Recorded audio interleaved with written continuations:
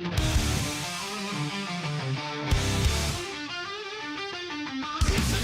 Thursday night. I see Crispin's wearing tights. Spam is getting in the bath. Young David's full of wrath. Paul is tightening his straps. Where on his apron you saps. Technical difficulties, they're really such a crime. Technical difficulties, they happen all the time. It's Yellow Belly Tabletop time. It's Yellow Belly Tabletop time. It's Yellow Belly Tabletop time. Cheese Me is on day release. Demon sub tries not to crease. And Demon's keeping nice and warm in bed with Russian uniform. Meanwhile, the Candyman is opening another can. Technical difficulties, they're really such a crime. Technical difficulties, they happen all the time. It's Yellow Belly Tabletop time. It's Yellow Belly Tabletop time. It's Yellow Belly Tabletop time. Sometimes they're salty about the gaming biz, and nobody knows who Upworlder is.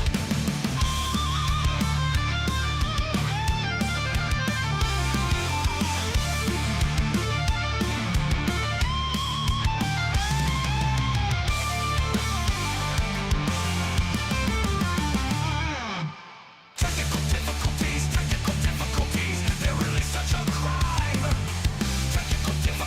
Technical difficulties, they happen all the time.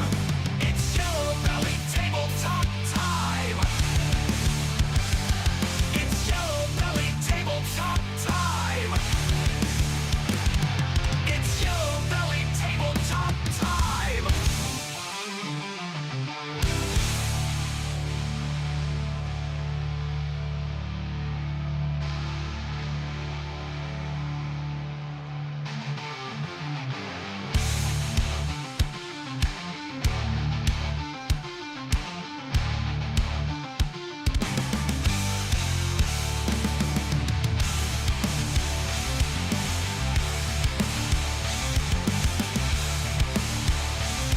It's Yellow Belly Tabletop time. Now then, good evening everybody. Welcome to the House of Disease. We have paracetamol. We have fluids.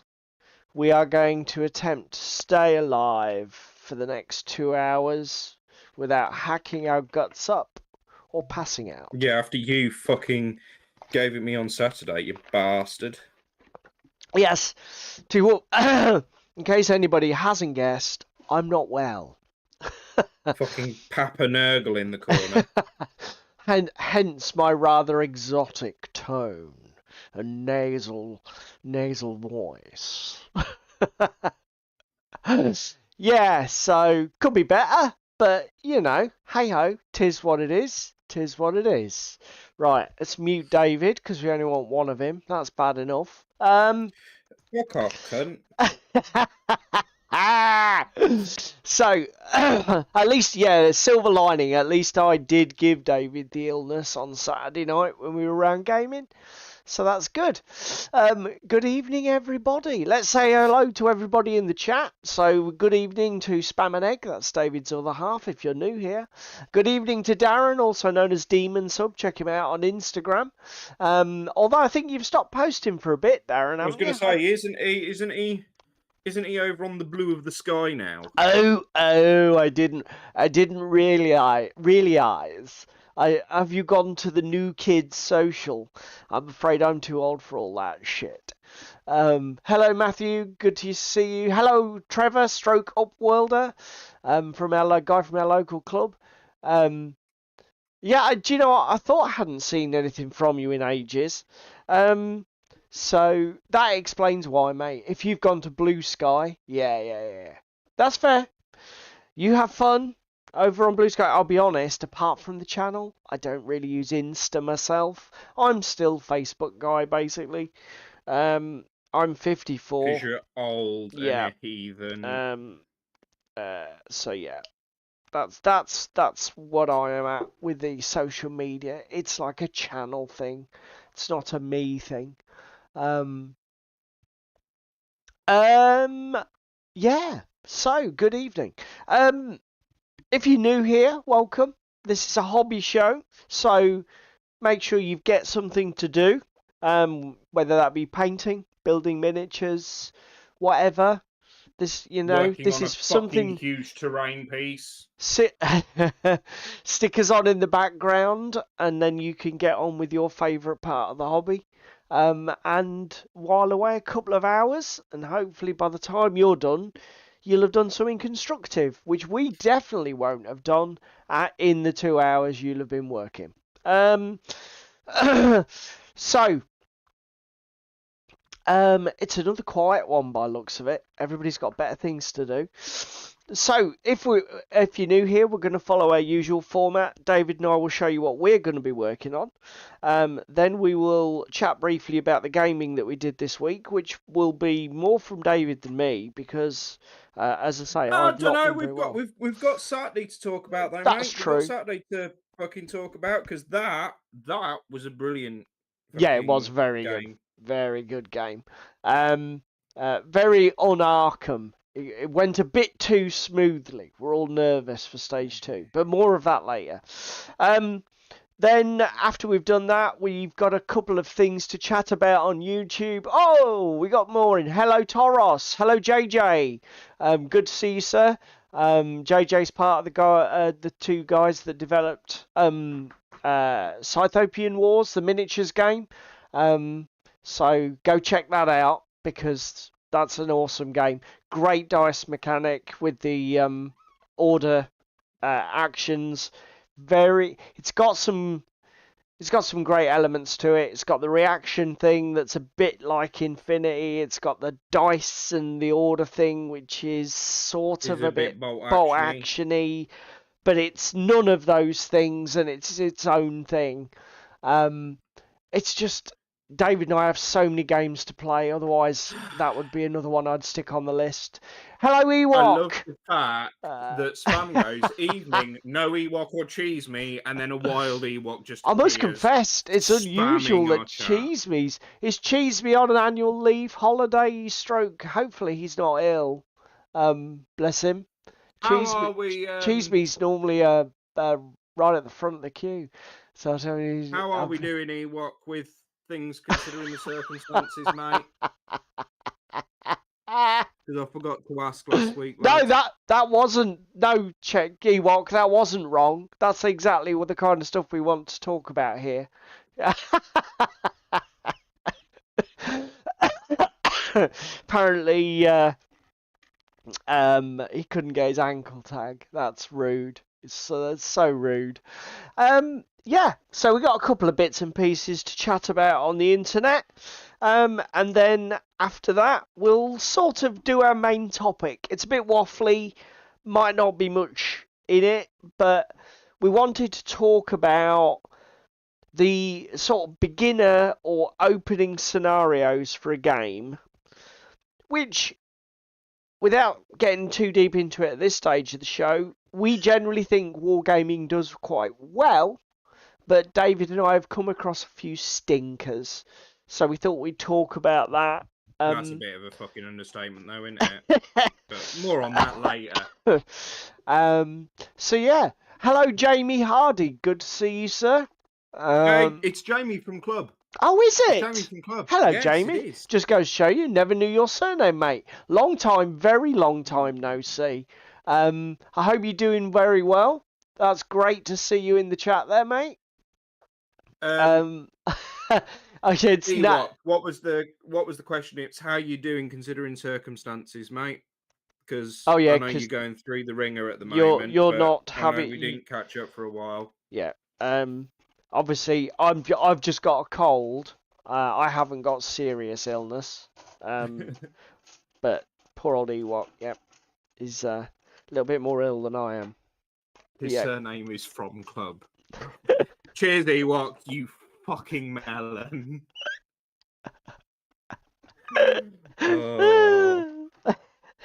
Anyway. Yes. It's 10 past the hour. Do you want to go first? Show people. Well, I would go first, but I don't think you need my desk cam. Well, hang on a minute. Let's move the desk cam in a minute. Actually, that's a good point. I don't think I've copied your desktop cam across. Oh, for fuck's sake, you haven't even set shit up. I've done mine. I just didn't do yours. Copy that link. Go here. Go there. Go there. Properties. That. Ooh. That's a bit. We nearly didn't have a technical difficulty today, guys. That would have been fucking shit, wouldn't it? Well, that's very uncharacteristically Go on, like then. us. You're on. Let's have a. So I've done a thing, boys and girls. As you know, last week. Hang on a minute, Ewok. You had to give away 65k this week. What? So last week you saw me base coating this and painting the internals. After stream, I did a bit of stippling, and I don't know if that's coming out particularly well with the variation of the colour in the wall. Looks quite good. Paul seeing it in the flesh. Yeah, it does look better in the flesh. To be fair, what's hindering the paint being visible is the really strong shadowing, because actually the 3D print is brilliantly textured as well. Yes. So that's it does look a bit. The colour looks better in the flesh. This morning, after my blood test, I cut this base down to size, glued all the base bits in after using some hot glue in the corners just to hold that housing in so it's all set up correctly. And now I'm just gap filling because I did these at 99% because I didn't want them tight. So I'm now just cleaning up all these gaps and seams and bits and pieces to then do a prime, do a bit of texturing, and then we'll get this painted into the same state as that building before we glue the building on. Okay, I didn't realise. So you actually printed your flooring sections 1% off the actual to give yourself a fit? Yes, to give myself some breathing room. Oh, okay. That's actually quite a smart little trick. I'll have to remember if I do any big projects like that. Obviously, I've not tackled anything particularly that big. because I know I'm gluing everything down to this and everything else. It was easier to just say, fuck it, and undersize it by 1% because of the walls and everything than try and okay, fit Ewok. Sure, mate. Shit. That's a big responsibility there, bud. I was executor for my dad when he died many years ago. It's not an easy thing to have to carry out when you're doing the grief shit and that as well. But no, it isn't. It falls to somebody. Good job, man. Good job. So yeah, that's mainly what I'm working on tonight. And then once this is done, I will be playing Put the Filler in the Walls and see how that goes. So there we go, boys and girls. Okay, that famous party game, Put the Filler in the Wall, and the drum beat go like this. Is that how it is? Yeah, something like that. So we are now using a sponge to just reveal details that I've filled with filler. So this is going well. It's fucking messy though. So yeah, I was gonna say. Get back to me later. Not the cleanest job. I'm fucking covered in wall filler. So basically, if we do, what would be really cool, lads, is every 15-20 minutes, just ask David to adjust his camera because it's not quite right. See if you can. See if you can get. I shall not fall for your bullshit and trickery. See if you can get him to put filler on the lens. Fucking. Oh dear. Just Oh, you're gonna catch you out. Do it. Do it. You are such an awkward bastard sometimes. Just saying. It's not me. I'm not responsible. Right. What am I gonna do? Who needs enemies when you've got friends like Paul? I'm doing this. I'm still on the bolt action thing. United States Marines. So we're building. You're still not built them yet. No. Do you know what? I'm not a guy who enjoys being ill. That's going to sound like a bizarre thing, but you know how some people are a bit martyr to it, and you think, oh, you're fucking loving this, you sad bastard. Well, YouTube's doing its normal live stream thing and pausing every few seconds. Oh, Thanks for the feedback, sake. Damon. Sorry about that. Yeah, sorry about that, guys. I'm not really sure if I can do much about it. The only thing I had a thought is, should we just run a fucking massive great Ethernet up to your room next time I'm over? Yeah, we could try just hardwiring it. I'll give you a hand doing that. Do you know what I mean? Yeah, maybe. That's probably a not a bad idea. If she was Either what's that, or this? I need to If start I have fucking hosting, don't I? oh, Ewok's getting involved, trashing his sister live on the internet, mate. You can't be doing that. It's all right, because we're sucked down such a rabbit hole. She'll never ever fucking see Oh it, crap! ever. Yeah. Because I did see some of those posts from Cheese Me about his domestic electrical problems. Oh no! Oh, what on in the Discord, the on tabletop Discord. I hope he hasn't had real serious shit issues. That'd be awful. Fucking hell, bless him. So yeah, I'm building Americans. Because America. Yeah. because I am absolutely determined to get this Pacific thing playable, and I don't have much to do. The biggest part of it is actually painting the goddamn Americans, and I've got to build them first. And the Warlord kits, they're okay, but fucking hell, they take some time to build. They're a bit of a chore. So yeah, that's what I'm up to. Out the way. Let's turn the phone off because we're not going to see the desk for a bit. So,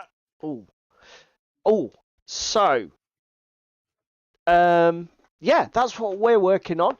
So, no, yeah. The arms and the weapons, particularly, are a twat, and that's a technical term. From anybody who's ever had to build a Warlord kit, you'll know exactly what I mean. Yeah. So anyway, shall we tell them about gaming then? So before we get to club night on Monday, David and I got together on Saturday for some gaming. You're forgetting a very important person that was also with us on Saturday night. Oh, Spam was also there. Wonderful Spam as well. Yes, so it wasn't just David and I, it was David, Spam and I.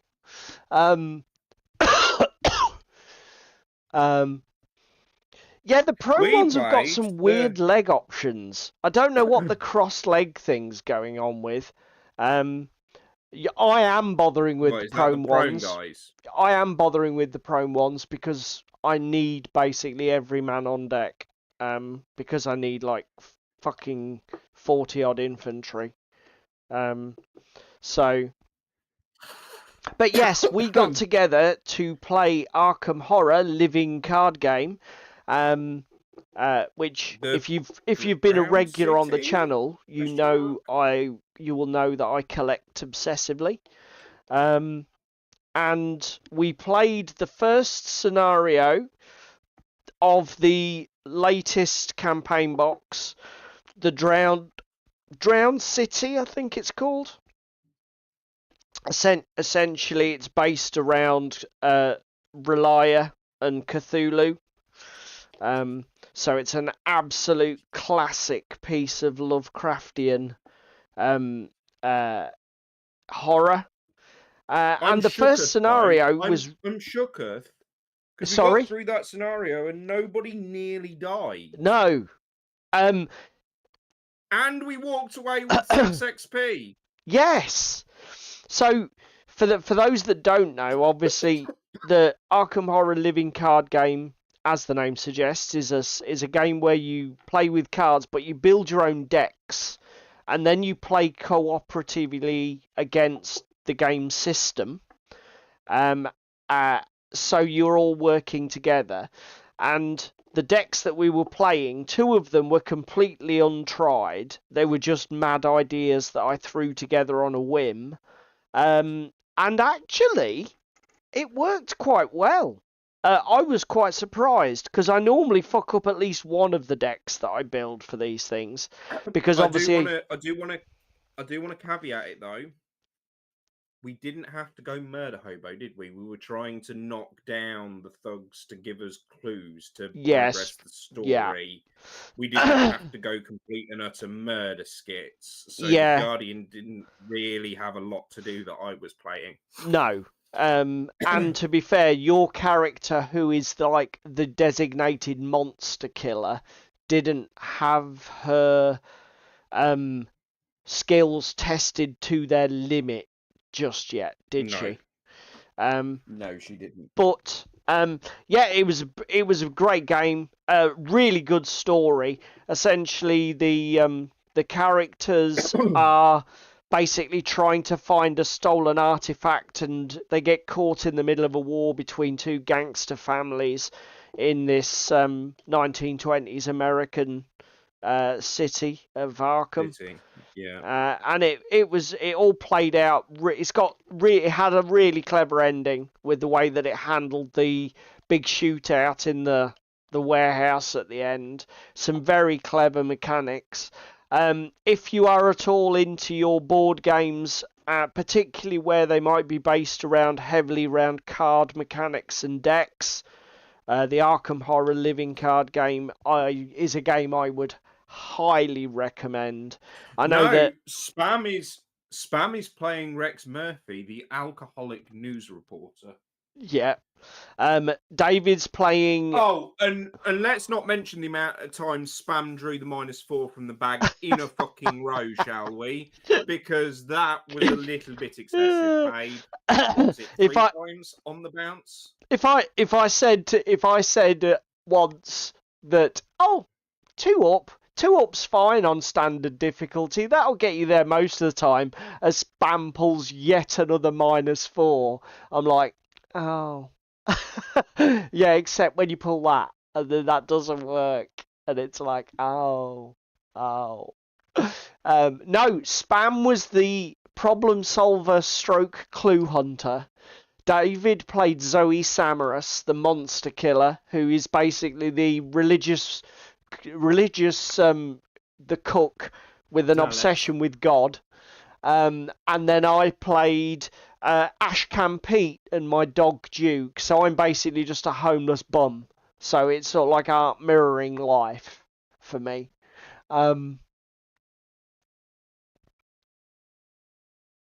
Yeah.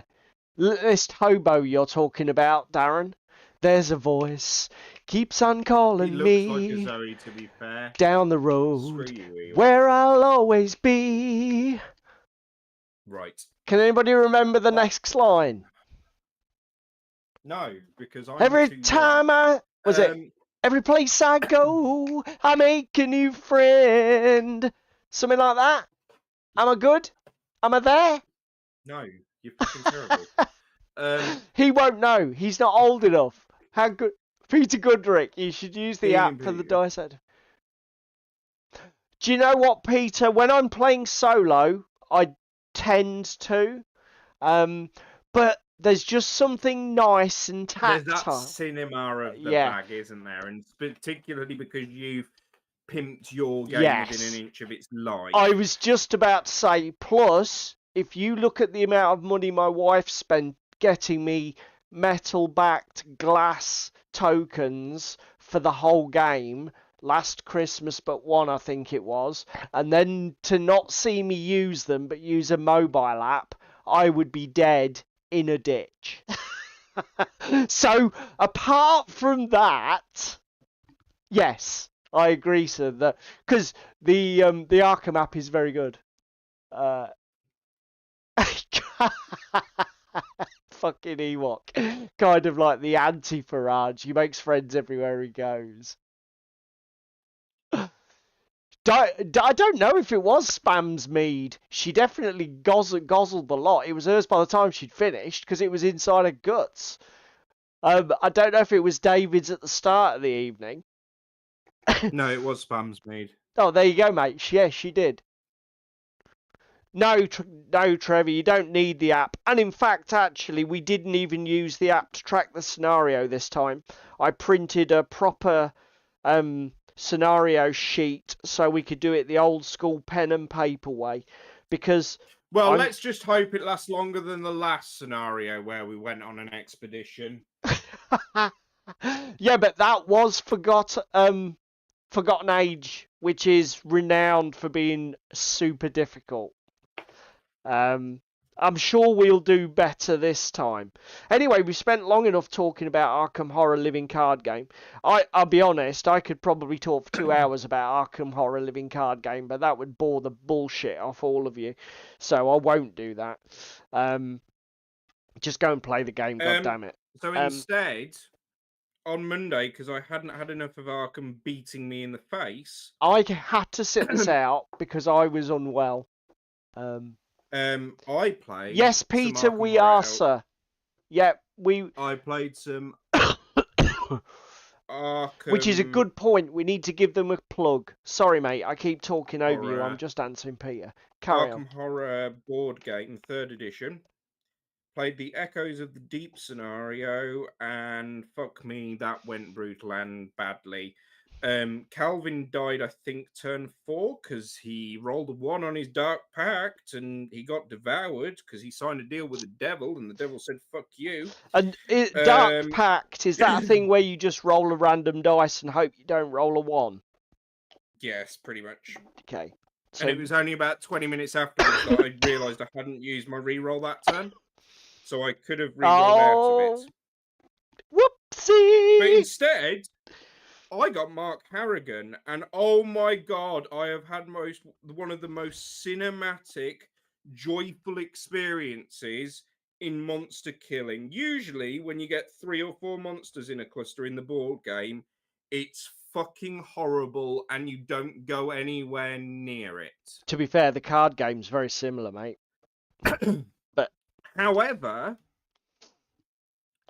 it was beautiful because the round before, dynamite came up in the shop. I went running to the shop, bought the dynamite, and then went and ran into the room and killed everything, which was a really fucking awesome turn. I bet you felt like, I am a god! Well, as much as you can feel like a god in Arkham. Just saying. And you didn't wipe yourself out as well? No, because it doesn't damage you. Apparently. Oh, what? That's ridiculous. So you can... The dynamite doesn't damage you like it does in the card game? No. Rubbish.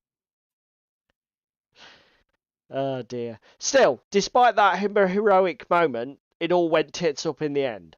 It all went tits up because I then got killed by the Servitor of Ryla. And it was all just a bit of a downhill death spiral. Hang on a minute. Had to call time on it. So you were playing a Cthulhu scenario? Yeah. So that better not presage what's going to happen in our fucking card game, mate. Do you know exactly what's going to happen in the card game? That's tempting fate. You know exactly what's going to happen in the card game. We're gonna absolutely smash it. That's what's going to happen. We're going to smash it. It'll be fine. Are we? Yeah. It'll be absolutely fine. But yeah. So there you go, guys. That's. Oh, there's one other thing to talk about. Now, obviously, we have our painting event. Again, I wasn't there. I don't think anybody brought anything to the club night, did No, they, mate? nobody bought anything. And the other thing being, the one that I was going to enter is currently on my lap being filled. So because I just didn't get time to do it. we didn't have any. Obviously, I would have had a proper entry because mine was finished ages ago. But I didn't attend club because I was ill. So there isn't anything to show from club, but we do have entries to show. So if I go to here and turn this on, and then here we go.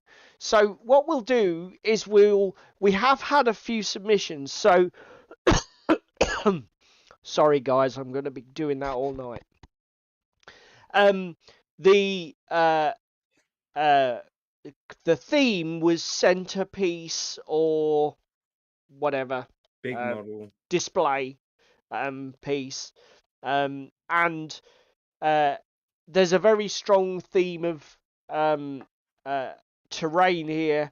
This one was submitted by Ewok. Now, it's a little cheeky because Ewok actually completed this God knows how long ago and submitted it onto the Tabletop site as part of the project system, and he did get a well-deserved golden button for it.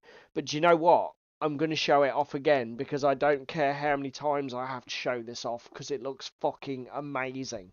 Now, Ewoks... It does look awesome. Yes, Ewok, he did say that. Feel free to clip it, put whatever inappropriate pictures over it you want, and then put it up on YouTube. Obviously, that will probably earn you 1 million views by the end of Friday. So now then, Ewok's in the chat. So Ewok, you'll have to give everybody a bit of a breakdown. I believe this is a mostly 3D printed project.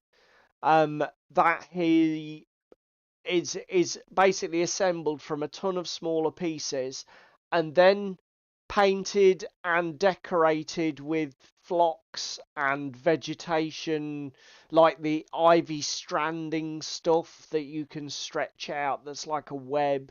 He's got individual stick-on flowers from, I'm assuming it's from Woodland Scenics or one of those other companies, mate. You'll have to debrief everybody. One of the things I said I was going to do was put your bloody project linked in the video description, and I've gone and forgotten. I realise as I sit here now. Well, you do it after. So if you remind me, David, I'll go and find the original project from on Tabletop and put the link in the YouTube video description so people can go and look at some details. But I am more than happy to show this off for Ewok again. It's a fucking amazing thing. I'll be honest, I imagine it's probably a bit of a bear to play on, but it looks fucking gorgeous.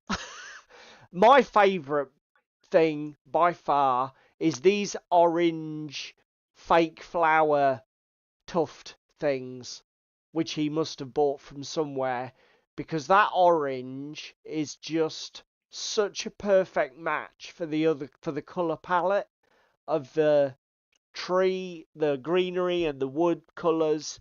It's absolutely mind-bendingly good.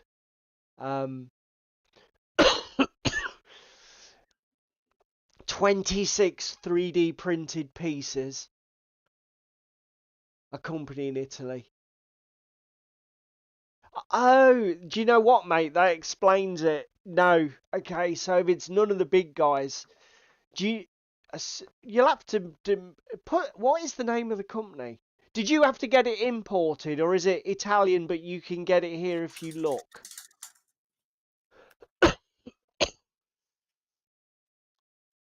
But yeah, fucking amazing. Now, V, who used to come to our club reasonably regularly, wasn't able to attend in person, but he's finally got round to painting. This is, I believe, Creature Cast or Creature Caster. Yeah, Creature Caster rings a bell with me, Yeah, mate.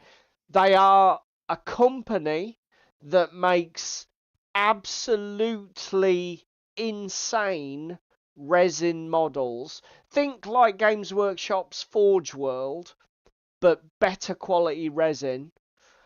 And their specialization is these centerpiece figures. They don't. Like Great Old Ones. Yes. Anything that's like a monster. So they probably do like dragons and Hydra style monsters and that sort of thing. They don't do. It's all very fantasy based. And they are a bit cheeky, so they do obvious proxies for the greater demons for Games Workshop. This is quite obviously a Keeper of Secrets proxy, but fuck me, is this an amazing Dewok says they grow all their own stuff, you twat. This is an absolutely fucking amazing miniature. Now I remember seeing it in the raw resin because I think he bought it to Yeah, it's been David's 2 or house 3 when we were years in playing the doing, D&D. yeah. But I've not seen it assembled and I've not seen it painted. So hopefully at some point V will come back to club and bring it in because I can't wait to see this thing. It looks absolutely stunning. So yeah, that was a great entry. Superb. Um, I know, I know you are, child. Um, and then we have my entry. Sorry the picture's a bit squashed, but everybody sent me photos in different formats, and I couldn't be bothered to resize everything to a common axis. So this is what you get. This piece you'll have seen several times before. This was what I did. I did this in August because we needed it for the Frostgrave scenario. Essentially, it's a massive ziggurat pyramid in 3 layers. I got my prints from Cults 3D. Um, there was about I spent about 15-20 quid on 3 sets to allow me, pardon me, all of the pieces to do the pyramid. So including all of the steps up the side. Oh, gone too far. The steps up the side, the archway entrance, etc. All of the pieces you have to buy. It's a modular set, and you buy the kit packs for the bits you want, and then you can build ziggurats of any size or scale. That's quite a cool idea, the fact that you Oh, can buy what you that's my lady want. wife. What's she bringing you? I'll show everybody in a minute. So I said I was going to wear it, and I've just remembered I forgot all about it. So That's why she's just bought it, isn't it? Bit you fuck. There we go. But yeah, Awesome. I again, I'll put in the video description. David, remind me the name of the guy who does the sets on Cults 3D, because his STLs are perfect, easy to work with. I just stuck them in my Creality stock software. Slicer. Just literally the only thing I did to modify anything was that the Frostgrave scenario said that the bottom had to be 8 inches on its edge, the second tier should be 6, the third tier should be 4, and because of the way he'd done the sets, he had a different stepping in his designs, so I had to like add and subtract a few percent to get the measurements right for my scenario. Sort of do a bit of scaling, Yep, and yep, non-uniform yep, scaling at that. exactly. So, but apart from that, that's all I did. They didn't give, and the only errors I had printing them were my own fault, which things like forgetting to fucking check how much spool I'd got before setting it going, or printing Wasn't one of something too these one close that to you the put edge of too the close bed. to the fucking edge? Yeah, as Yeah. well. So yeah, I'll be honest, Ewok, as somebody who literally only started 3D printing today, not today, this year. Basically, that is only my second real 3D printing project, and I am so fucking pleased with how it went, and I'm so chuffed with how not difficult it was to do. It even painted up beautifully. But yeah, I am really chuffed with it. So yeah, that's that. Right. I think it's time. It's the part of the show that we have come to know as the latest salty blizzard of nerdy sorrow. More news than you can shake the salt at. More news than you can shake the salt at.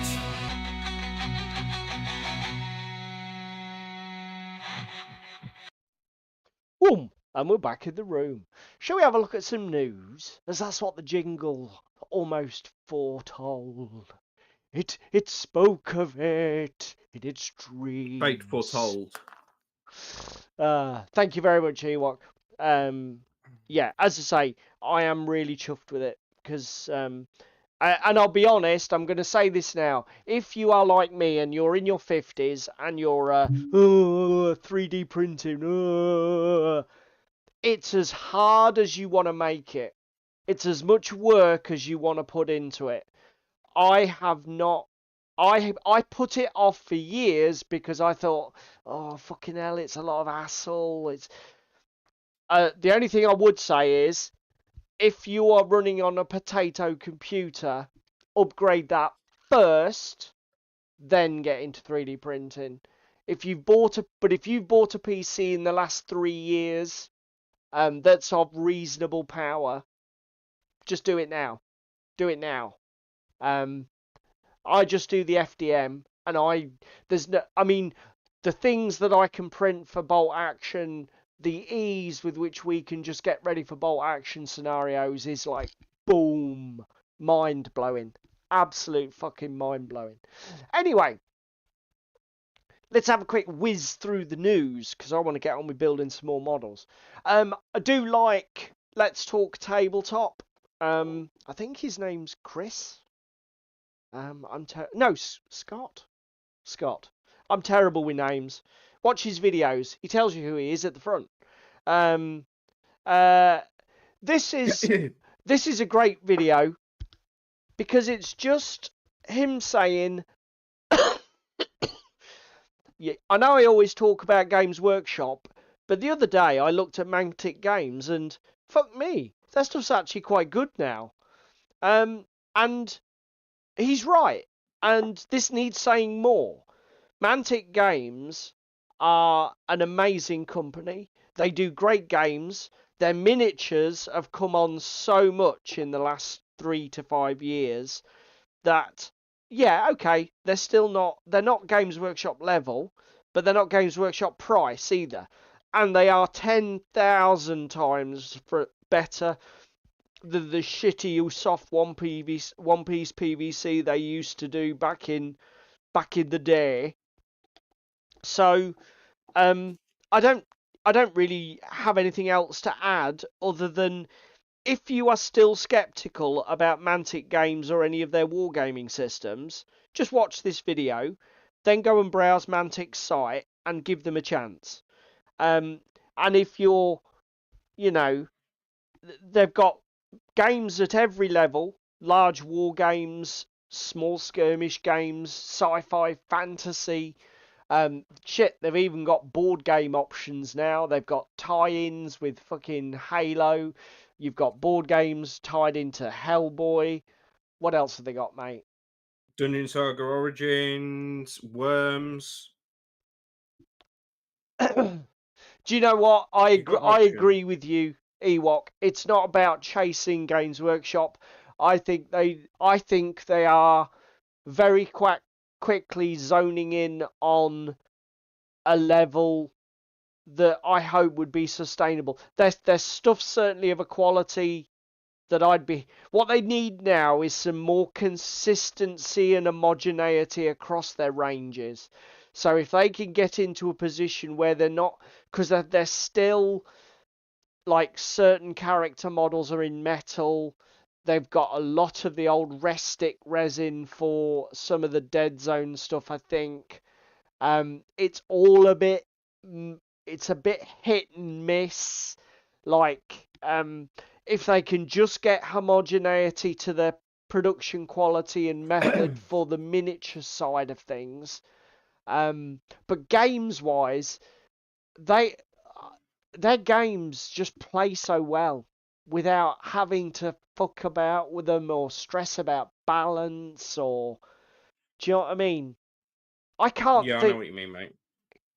the only complaints I've ever had about Mantic game systems was we moaned a bit about Dungeon Saga because it was too simplistic and it didn't really have the depth we were looking for. The layout of the Armada book is dog shit, and I'm sorry, but that's inexcusable.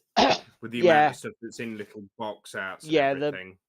there are layout issues. The rules themselves are good, but there are layout issues with that rulebook. I will give you that. But this is the thing with Mantic. It ends up being those little gripes. Do you know what I mean? But there's this that sort of pisses me off. But there's no real big moan about their shit. Yeah, everything's relatively stable. Oh god, Again, they've yeah. got the Nothing. companion. They've got the companion app for Yes, and there is a all of your paid for games. option, but the free option's not unusable dog shit. The paid option is nice, but it isn't needed. I don't have it. The fact that they're also releasing STL files for 3D printers. Oh yeah, yeah. If you decide to get into the resin miniature printing, the STL thing is also there from them. But yeah, great video. It's about the only sort of content from YouTube that I really pricked my ears up this week. But yeah, good little video. Now then, mate, this was one that you directed me to. Sorry about the god awful layout here, but I refuse to sign into Bear with me a Facebook to second. show off this fucking thing. So, Camsail Designs, bless him. He is a store that produces some beautiful Gaslands miniatures. Unfortunately, tomorrow will be his last trading day. He's been affected by USA tariffs, he's been affected by EU regulations, and therefore, as such, just having UK market is not viable for him. Yeah, So, as of tomorrow, it will shut down. His website is a lot better. If you were ever in the market for anything Gaslands conversion-y and you've got a couple of quid to burn and you want to get it and you're UK based, I would highly recommend go have a little browse at his store. let's while you're saying that, I'm not gonna do a Jerry off them on tabletop and literally go through this guy's website. But I hadn't heard of this until David EyeAmPhibian Designs, but over on Facebook. This is his website, kayamsildesigns.co.uk, which sadly he's no longer trading, guys, so don't all get excited. But I just wanted to show he's trading for the next 24 hours only. So if you're watching this on yeah, catch up, unfortunately you will be too late. yeah. I mean the bits it's extremely specialist because if you don't like Gaslands, again, don't bother coming here. But some of the stuff that he's actually got here looks amazing. I mean, these The energy stowage weapons bags. look great. The stowage for the vehicles, that looks fucking genius. And I wish I'd known about this before because I'd have probably bought some of that. The rams are super cool.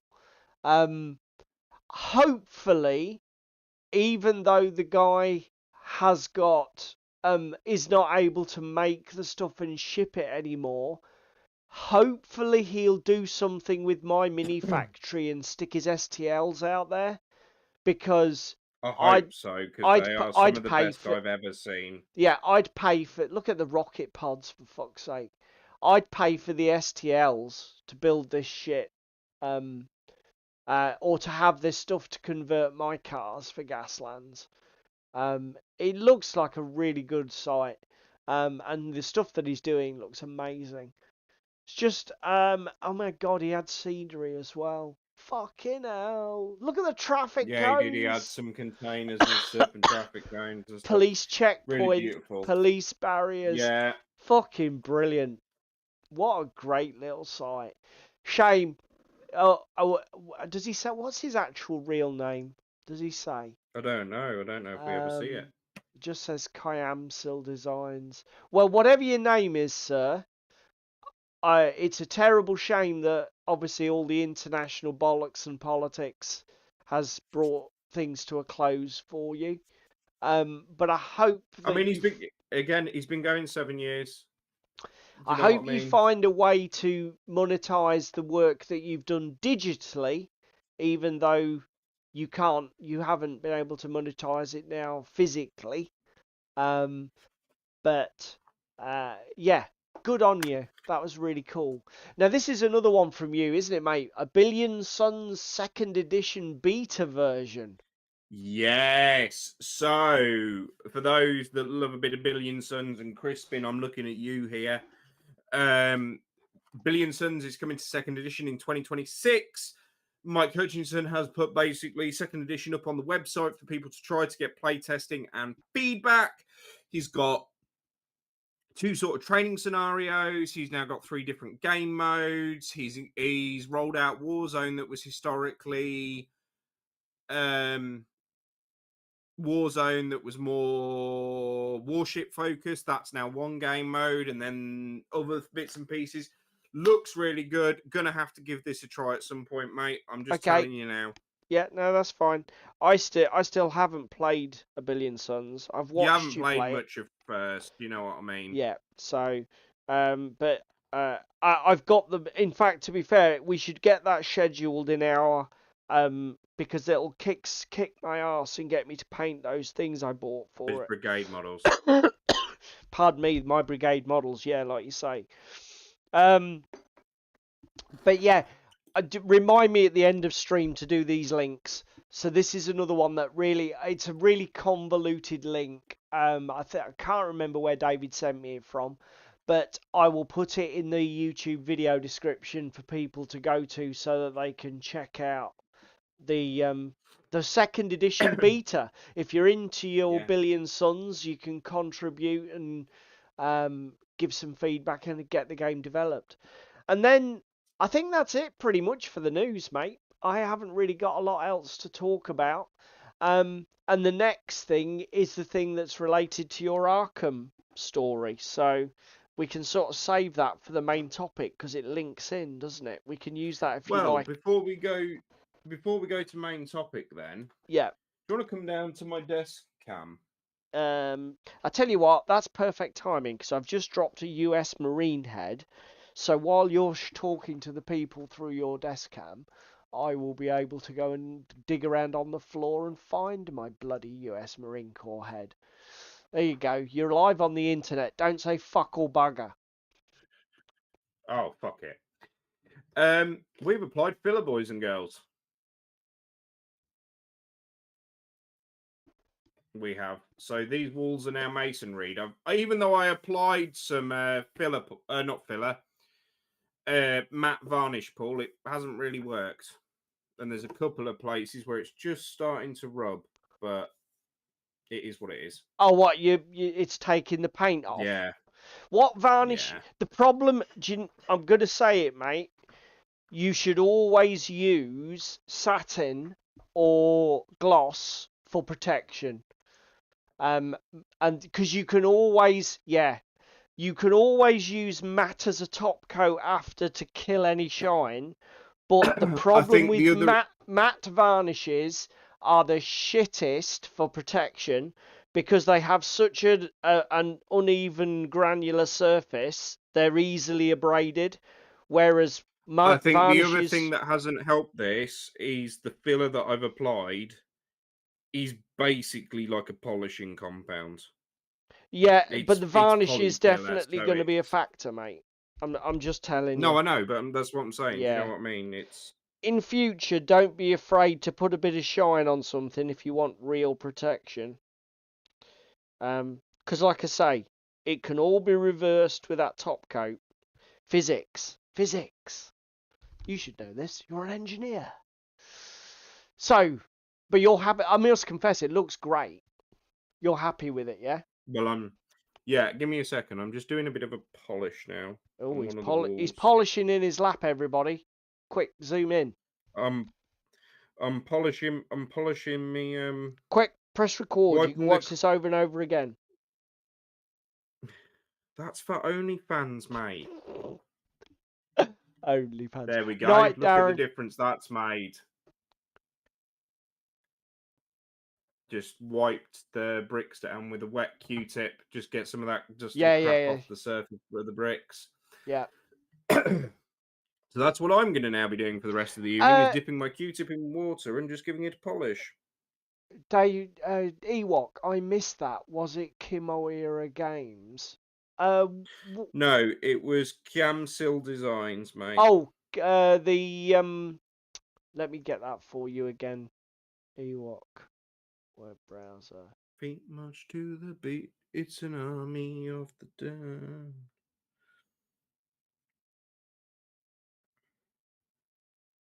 The other thing that doesn't help is, unlike the railway roads that I've seen this on before, where all the bricks are the same level, the bricks are all fucking backwards and forwards because obviously they're 3D'd. There you go, mate.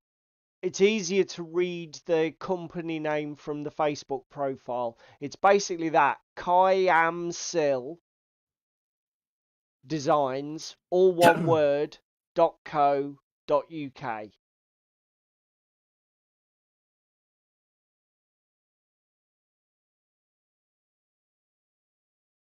And there's the store.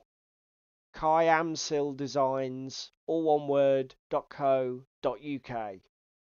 Okay, buddy.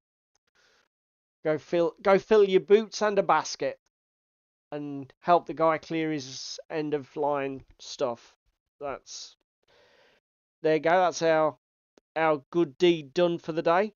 I never should have thought of that, because obviously Ewok's a massive Ewok. Yeah. Gaslands man, isn't he? Yes. You'll have to let us know what bits you get, Ewok. We'll make a project of it on OTT. So yeah, 5 minutes to 9 o'clock. So we're I was making contemplating good time. buying a couple of bits and pieces. I was more worried an old friend had gone out of business. Ah. Oh, I see. Hi, Rich. Good to see you, mate. You've got a friend who's in the same line. STLs and stuff. Heads. We want heads. Give me some heads. Yeah. No, you said it. You got to say it in a Japanese accent. Okay. Shit. I'll have a think about that. He's got rather. You can't be saying it in a German accent. He's got rather preposterous because they're lips. not German miniatures, sir. Oh, give it your head. Like that. That's sort of like forced constipation. Oh, say it as it is, dude. Say it as it is. What's it's Nissan Shaw. It's Nissan Shigo. Oh, for fuck's sake, spam. As we used to say when we were in the old karate class. Chicken tikka masala again. Dear. Yes, I'm afraid that's about all I can do in Japanese. Count to 10. And obviously... Commit seppuku. Sorry? Commit seppuku. No, Commit seppuku. Can't do that. Or harakiri. You can, but you'll only do it once. Yeah. So watch closely, boys and girls. And tell you the difference between a Yokogeri Kikomi and a Yokogeri Kiagi. That's another thing I can do. Oh, okay. Kimoria did custom templates for my Gaslands Rocket League game mod. Cool. Got you, mate. I'm Okay. sorry, what? Ewok? Can I have details on that, sir, please, or where I can find said information? 'Cause that sounds cool as fuck, sir. What, Rocket League Gaslands MASH? So Rocket League is a PC game Okay. where you play as But- cars football, like rocket powered football with these cars in an arena. Okay. So playing Got that you. with Gasland stuff sounds fucking cool. Okay. Yeah, that does actually sound pretty cool. I'll let you have that. So weapons. We have bar. Bars for days and only bars. The shit is that? Oh, they're all fucking SMGs, Thompsons. So we've got bar I and thought we gave rifle. them a shit. I thought they had a shit ton of grease guns. This sprue is mostly Thompsons.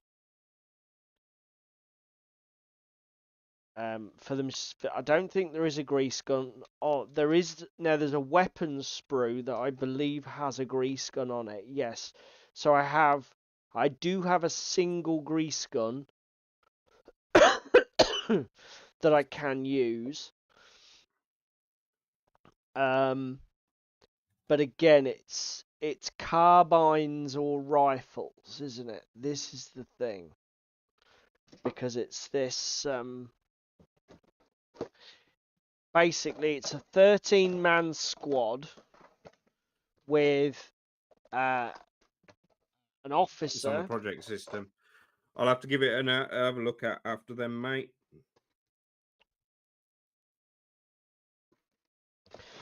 Just have to find where is the rule book for the goddamn. There it is. Campaign Marianne. Right, I've got the back wall to clear up now. Fucking hell, this is going to be fun. Oh dear, I need a drink in a second because I'm gonna have fucking to have dying. a drink, right? Wet my whistle before we start bitching about main topic o'clock. I better open up my reference document to make sure we cover all of our X's. Get all our eggs in the basket. Yep. Open Sesame. Open the recent documents. Scenarios.odt. Okay, Nice, right. nice. So, oh, that's looking good. Drink. So, let's get into it then, mate. This sort of topic came from. I can't remember what made us put this one down. There would have been. Which game was it? I'll tell you what it brought it up. I think it was when me and Alex played Armada after 6 months. And the scenario just fucked us over. Okay, right.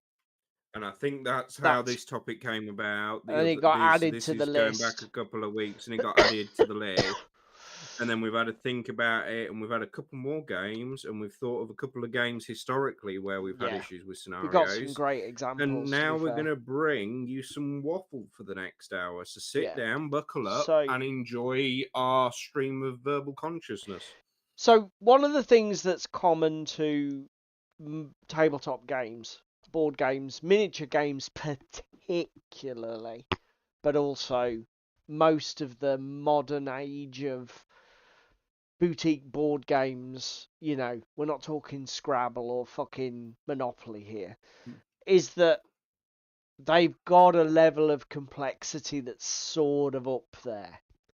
So when you come to them, particularly if you're a very novice player, so somebody who maybe has never played or has only played one other miniature game a couple of times, or Yeah, you went round a friend's house and you played this board game. You think it was called Scythe, but you don't really remember, and it had miniatures and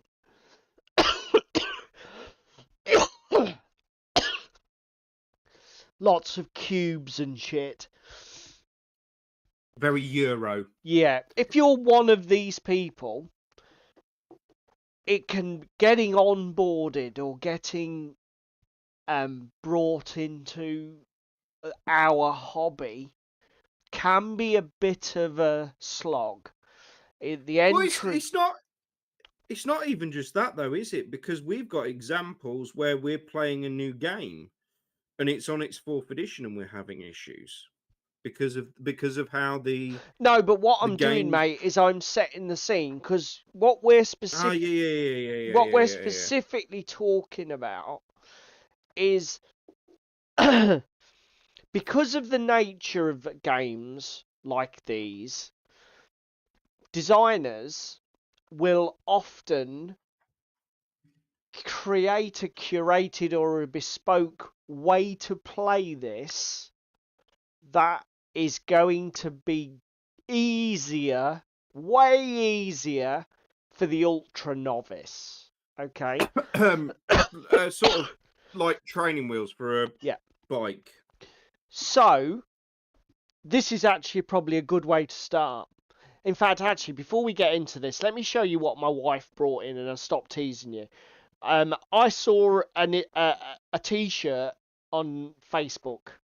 Now, I'm not normally into t-shirts, but this t-shirt I designed, I thought was so fucking clever. I had to share it with the wife, and of course, being my wife, she then bought it for me. Warning, you will probably have to have your nerd card handy to actually decode the shirt, but that's part of its charm. And just to let everybody know that David is in fact a complete geek, he got it straight away. Why did you have to attack me like that? And That's just just in rude. case you're wondering, yes, knowing what the little blue ball is pretty crucial to being able to decode what the t-shirt says. I'll bring it just a I'll little give bit you a closer. clue. It's not as little as As it it looks on that looks. t-shirt. Yeah. Think larger than a tennis ball. Quite a bit larger than a tennis ball, in fact. But yeah, anyway, that's that done. And I said to the wife, Answers on a postcard, to the chat, and then we'll reveal it at the end of stream. actually, don't bother trying to put it in the chat because the chat won't let you type it because it's YouTube. Well, no, they can do some of it, just not all of it. Yeah, you'll work it Matthew's out. got it. Yeah, you got it, Matthew. Prepare Uranus 4, and obviously that was the head of a chicken, but it's not a girl chicken, it's a boy chicken. Does that make sense?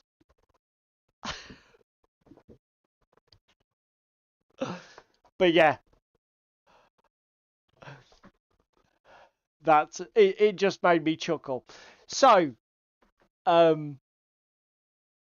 this is Can't be any worse than me going down to Cornwall the other week wearing my Hailstorm top, getting out at a service station, not having a hoodie on, and it's just got across the back of it. Your pirate ship can suck a bag of dicks.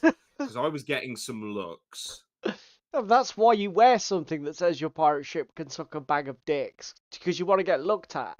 If you didn't want to get looked at, don't wear a t-shirt that says that on it. Bolt action. So bolt action do starter armies for people who know exactly what they want, and they just want to build an entire legal army, 1,000 points, all the soldiers. It's all US Marines, build, you're done. Okay? But they also do 2-player starter sets. Okay?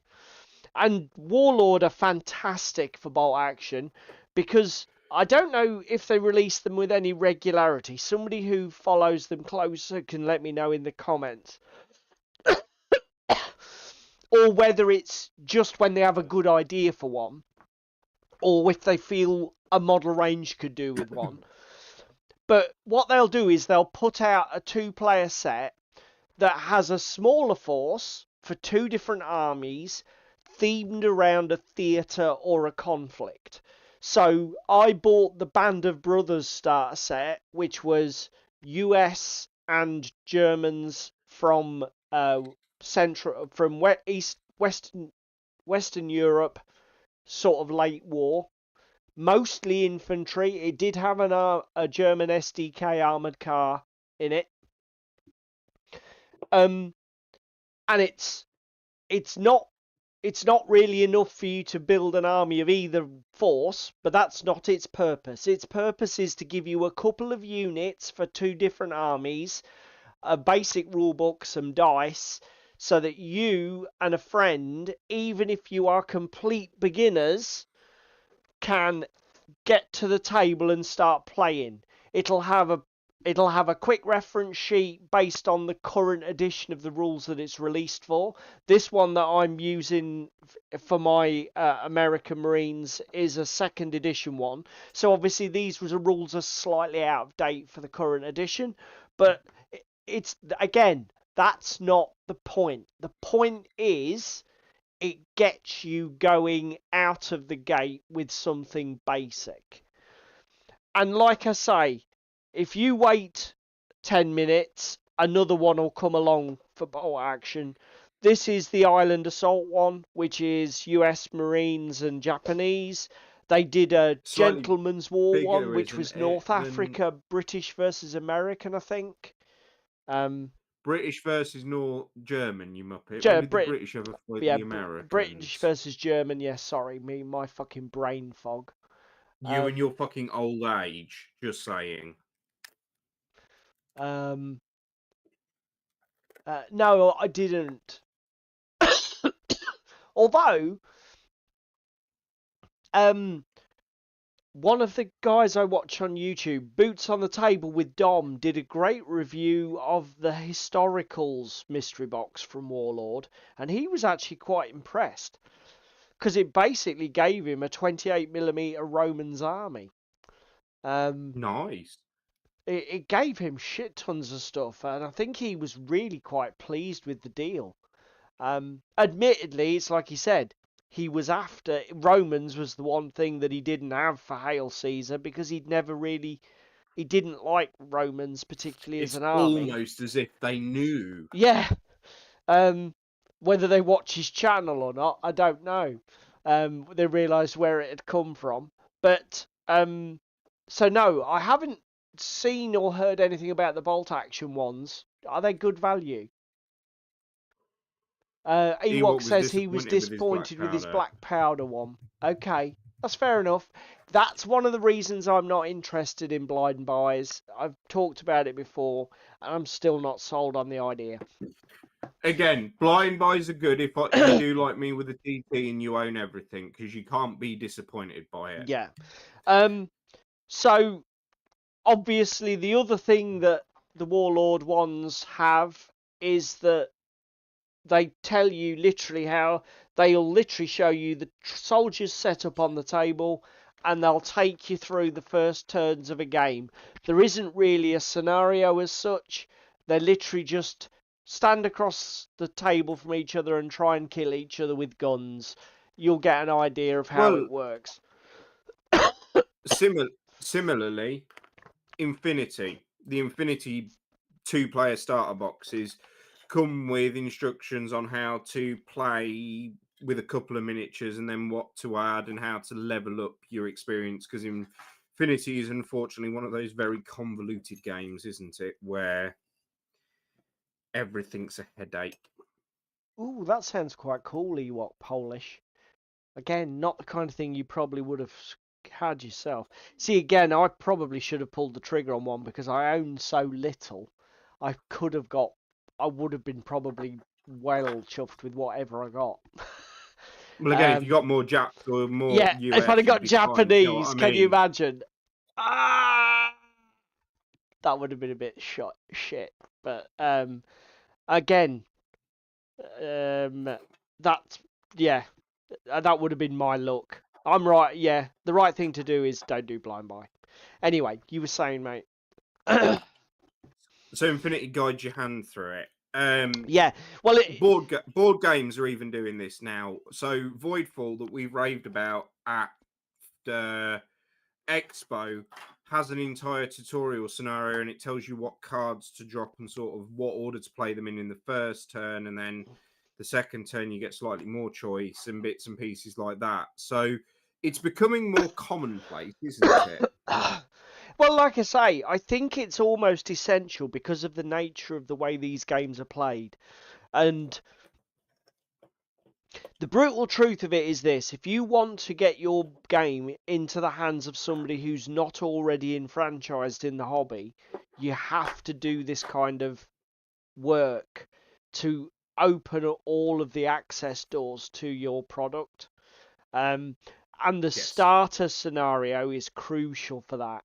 I mean, I'll be honest, because it is one of the most convoluted, complex miniature war games in the sphere, that definitely has forced Corvus Belli to design, some would say almost over design, their starter boxes in terms of their scenarios that literally say, here's a scenario where you have 2 or 3 miniatures each, they're just line troops, just master moving and shooting.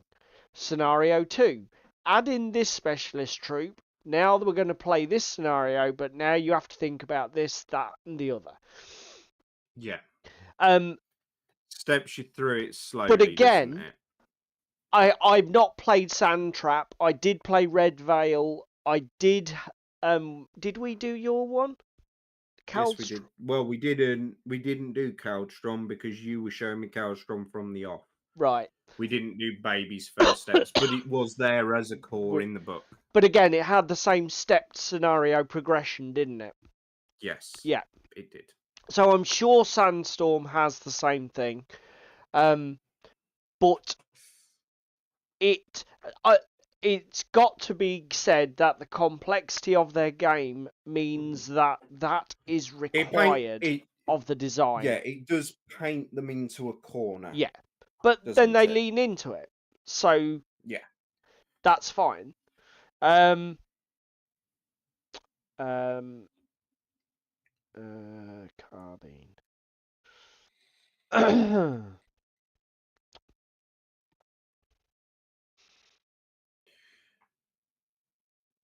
Okay. So I'm gonna need 3 bars, 3 carbines.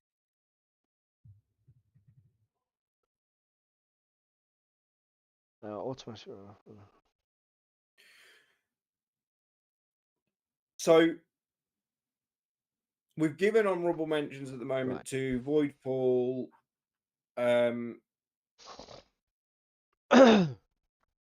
Infinity, and sort of Bolt Action for starters.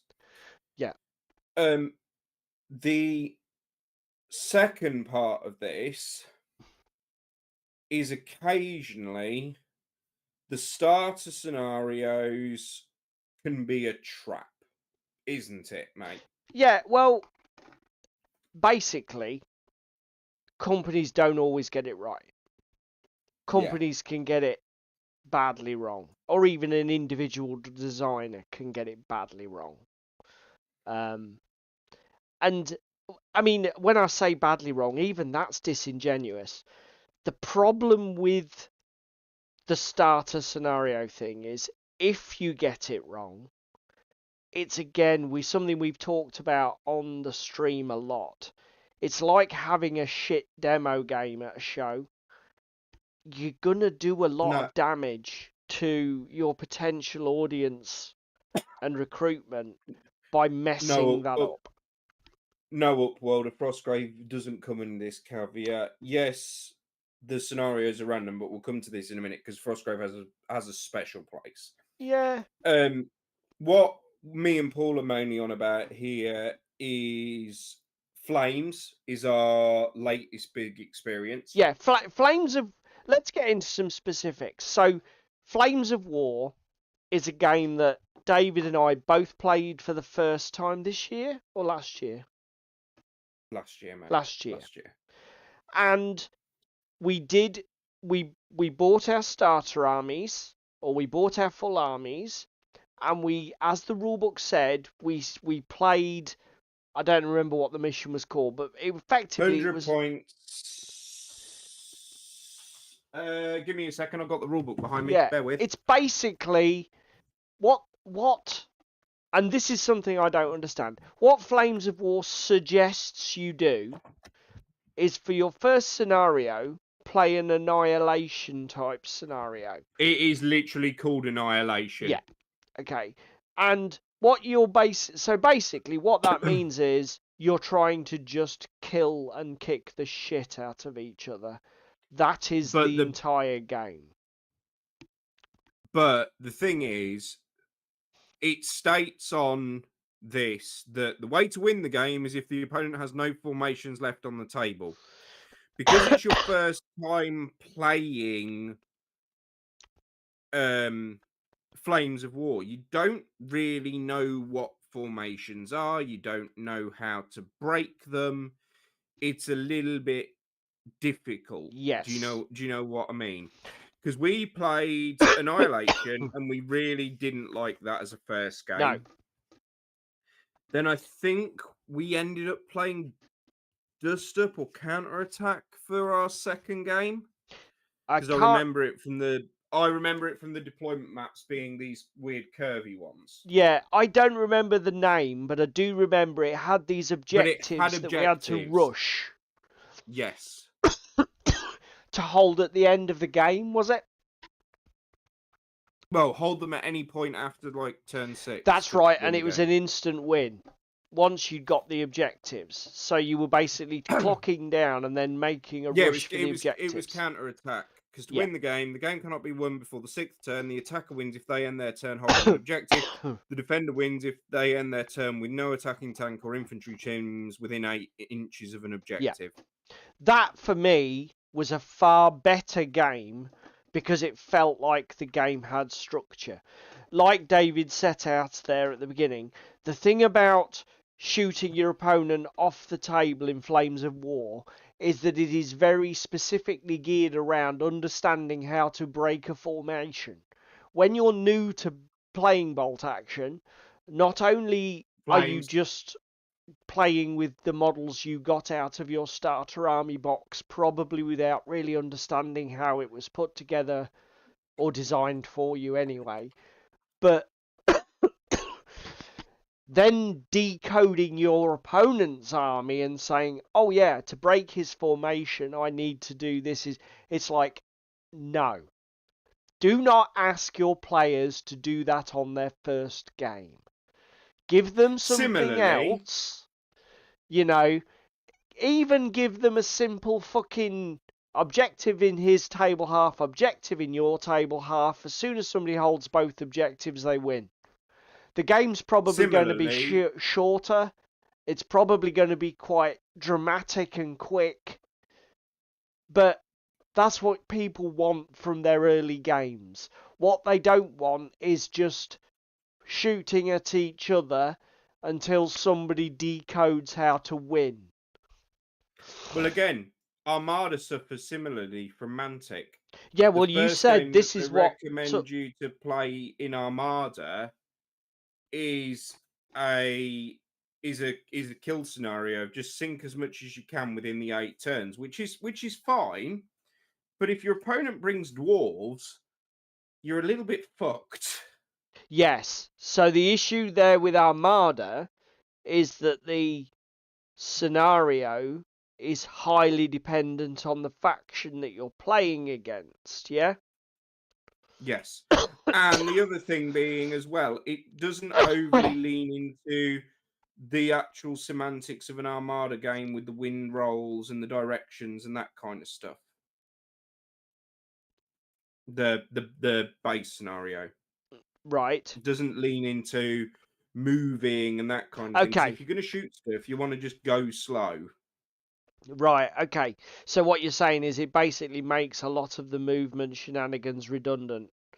Yeah. Yeah, okay. That's fair. um,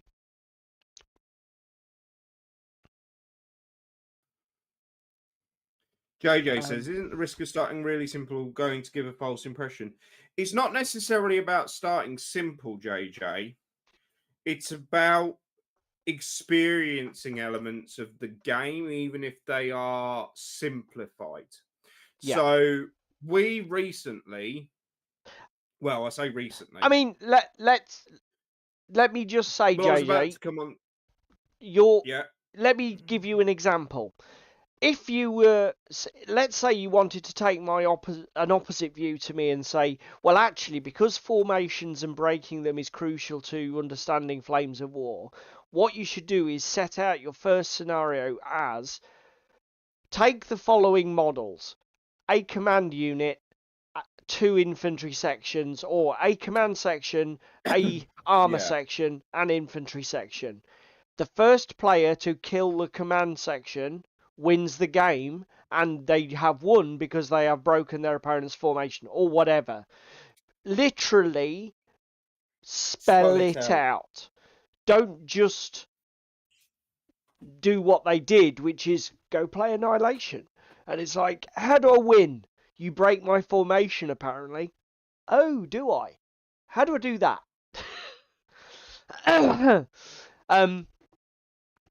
So yes, I see what you're saying, sir, but I think there is, again, in a way, you have to over-design that first scenario to pitch for what you want. What were you going to say, mate? Now I finished talking over you. Well, I was about to come to what we stumbled across lately. We were playing a lot of Gaslands as Death Race. Yes. Because that is what is spelled out to you as an intro scenario. Yeah. It is as intended in the book. But that then led into, well, we were all playing for a death race, but you roll randomly. And actually, the rolling randomly when you give somebody their first game actually gets them more used to Gaslands being what it is, which is variable. 2/6 of the time, i.e., 1 in 3 times, you're going to get a death race. All the other times are like a team death match, demolition derby, flag tag, shit like that. And just to explain to everybody, well, why does that matter? The reason that I think Gaslands made an error with the death race thing is that when you're at a gaming club like we were, and we were often introducing new players, it sort of happened that nearly 4 out of 5 games or more we were playing were death race. Yes. And inevitably, everybody then started to almost Pavlovian dog style assume that was the default way that Gaslands should work, and we all started building race lists. And it all started to get a bit predictable, didn't it, mate? Yeah, a bit grindy, didn't it? Yeah. And again, the truth about Gaslands, as David set out, is that as soon as you know that you've got to roll randomly for your scenario, you better fucking hope that you didn't put all of your eggs in the I go fast basket. Because if you roll fucking Demolition Derby and have to destroy the opponent's vehicle and all you've got is a handgun, you're gonna be fucked. You'll be there a while. Yeah, you're gonna be there a while. So as soon as that penny dropped for us and we started rolling for the random scenarios, we were like, shit, we've missed half of this game. And suddenly car builds and team builds and stuff that we'd been passing on, because it's just like, well, it's just not very good in a race, is it? Suddenly it's like, right, yes, but this gives me more options. That's why you take that. Yeah. Do you know what I mean? And again, I can totally see why Mike did what he did, and I And can again, it's one of those things, right? If you were playing Annihilation in Flames and you get fucking shit hot breaking your opponent's formation, that's wonderful. But Flames of War has a sudden death mechanic regarding its objectives. If you're not within 8 inches of them as the defender and the attackers with them for like 2 turns, they win the game. So if you're just focusing on blasting formations away, because that's how you've been taught in Annihilation, and your opponent's smart and playing with the terrain and playing the objectives, you're going to lose every single fucking time until it suddenly clicks for you. And this is the danger with some of the starter scenarios of forcing a user base to only think about the game in a certain way. yeah.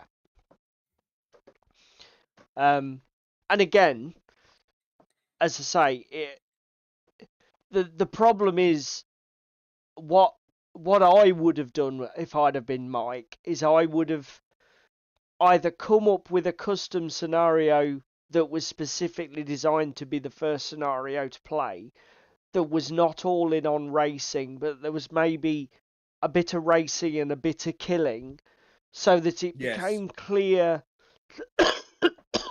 that it became What the clear game to is. everyone Yeah. that putting all of your chips on one bet isn't really going to help. You need to, again, I'm not saying it would have been an easy scenario to design, but I think it would have been a better vehicle for first timers at Gaslands than the current suggestion of just play Death Race. Because the other thing is, Death Race does have a rule that says if at any point you're the only car on the table, you win. So again, it's quite a fragile game mode Yes. for noobs. Because the Go on, third mate. approach Yeah, is making sure like just your scenarios are balanced. So the biggest one that strikes us is Drop Zone Commander and Frostgrave. yes. Drop Zone Commander, you just roll randomly on a table, have one of 6 games. You've bought your list, you play it. You know what I mean? There's no difference between playing a killy scenario or playing one with objectives or No, playing the one where you have to search the fucking buildings for the objectives because you're both doing the same thing. You're both doing the same stuff. yeah. And And Frostgrave, again, similarly, is just roll that d20, see what you get, play that scenario. yeah, and absolutely, this does not work for every game. So one of the things that's also an issue with Infinity is that the way that the full scenarios in the tournament, the ITS pack, are scored are pretty convoluted. You've got sector control, model removal, specific objectives by specialist models. You've got all sorts of scoring methods. You've got secondary objectives, what they call classifieds. So the full game is definitely, if somebody is like, oh well, should we just let the person just dive in? No, don't do that, because that will just screw with their head. You have to have a curated entry. Some game systems that David has said are so simple you don't need it. I mean, and I don't mean this as an insult, but Drop Zone Commander, once you understand the core mechanics, are more important than the mission. Understanding the movement and deployment of your troops and how you choose the right target priority for the right units, all of that is really more important than the small details of the scenario that you're trying to complete. So actually, just rolling randomly and getting into playing works fine. Frostgrave, again, the fucking rules are so low to the ground.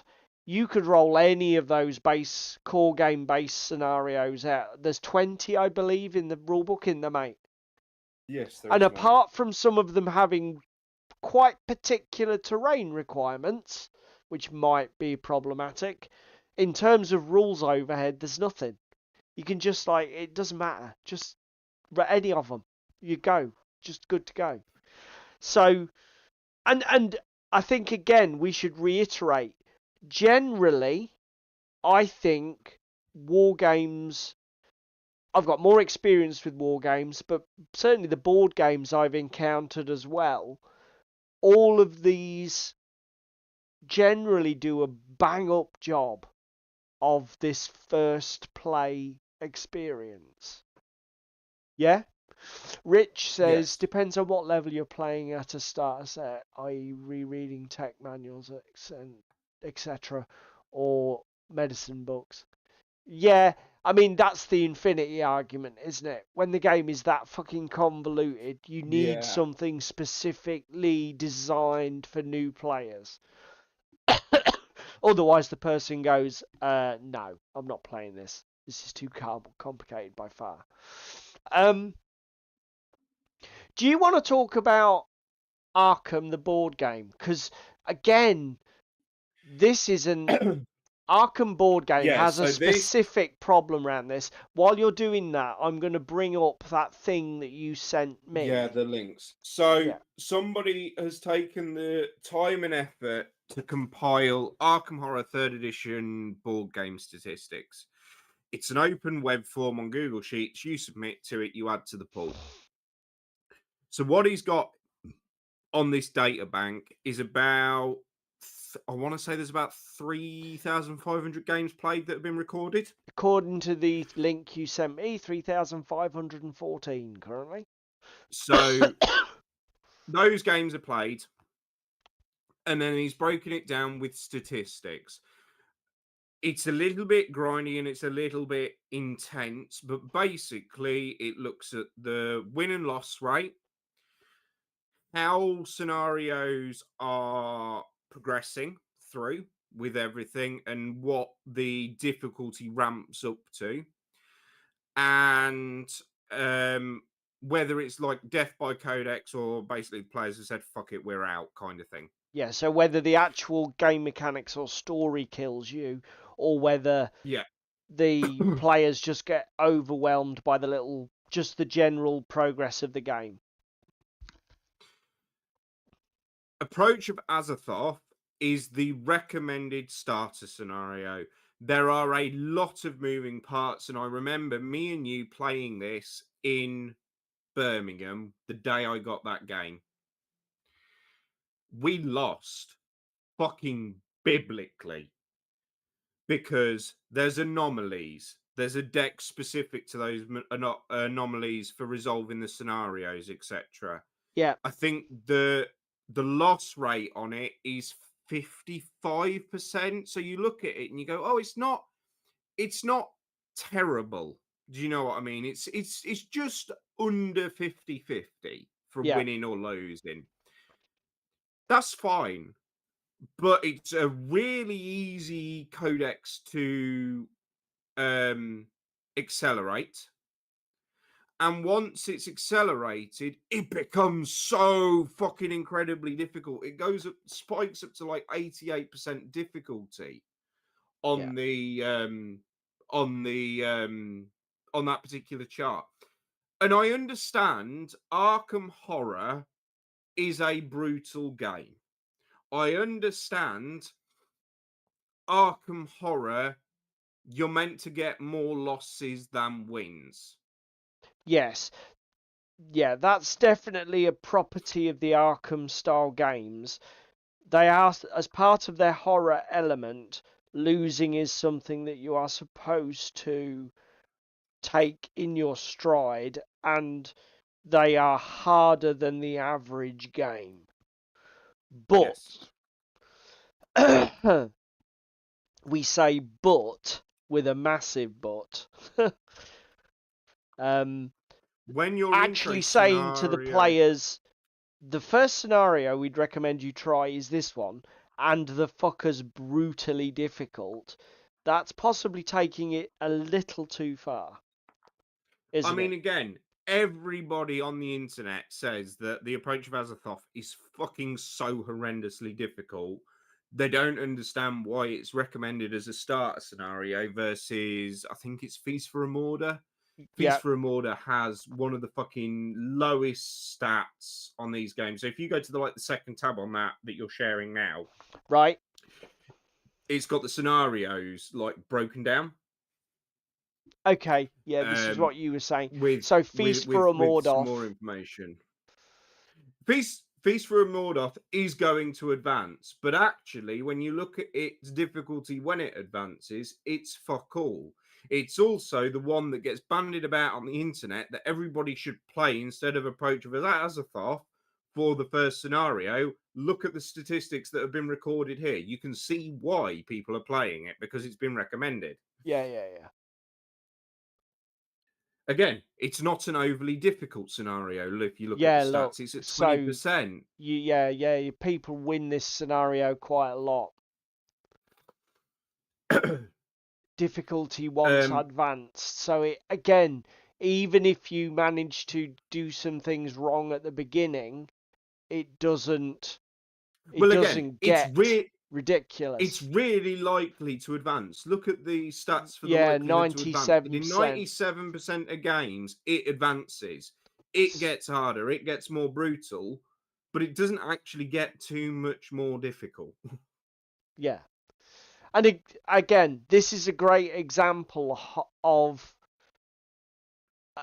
it's a bit of a slip because you even had the perfect scenario in your game to recommend to players as the first one, and whoops, you recommended the ball breaker.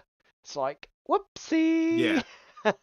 That was a And bad again, call. we've said it time and time again. Anomaly-based games for Arkham, as proven by our game on Monday, are fucking brutal. You have to bring your A game. You have to be 110% on board and committed Yes. to shutting down those anomalies. If Yeah. you don't, you get fucked. Yeah. End of story. That's how this happens. And exactly, and that is why it's a bad call, because people who, through no fault of their own, are not hyper focused on chasing the win condition, basically they can end up jeopardizing the game, and it's demoralizing for them and for everybody else at the table, because if they're new, you can't expect them to be hyper focused on getting the job done. They don't know what the fucking job is yet.